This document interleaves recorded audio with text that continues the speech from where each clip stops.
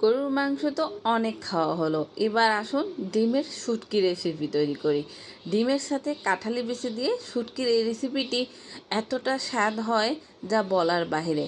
আমি আমার শাশুড়ি মায়ের থেকে এই রেসিপিটা শিখে নিয়েছি। তো প্রথমে তেলটাকে গরম করে ডিমটাকে হালকা ভাজি করে নেব। সেই তেলের উপরে 1 চিমটির মতন হলুদ আর 1 চিমটির মতন মরিচের গুঁড়া, আবারও সেই ডিমগুলো ভাজি করে নিব।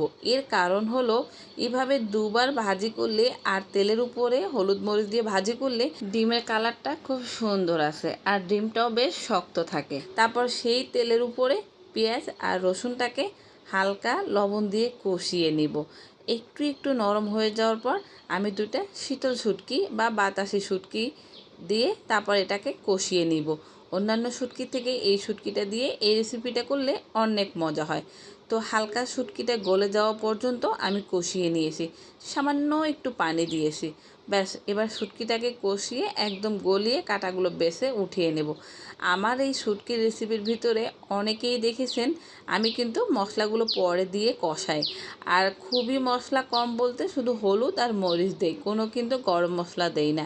তো সামান্য হলুদ আর মরিচের পরিমাণটা একটু বাড়িয়ে লবণ দিয়ে পানি দিয়ে একদম গলিয়ে কষিয়ে নেব যতক্ষণ পর্যন্ত এরকম তেল না ভেসে উঠবে এবং হালকা হালকা লেগে না যাবে। তো ব্যাস, এগুলো কষানোর পর আমি কাঁঠালের বিচিগুলোকে দিয়ে নিলাম। এবার কাঁঠালের বিচিগুলোকে দিয়ে প্রায় 5 থেকে 10 মিনিটের মতন কষিয়ে নিব, যেন একেবারে শুটকির সেন্ট এবং মশলা কাঁঠালের বিচির অর্ধেকটা পরিমাণ ঢুকে যায়।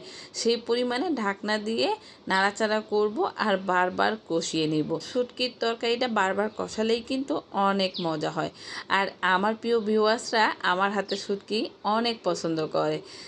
এই তো তারপরে যে কোনো একটি মাছের মাথা দিয়ে নিলাম। মাছের মাথা একটা দেওয়ার চেষ্টা করবেন, তাতে অনেক ভালো লাগবে।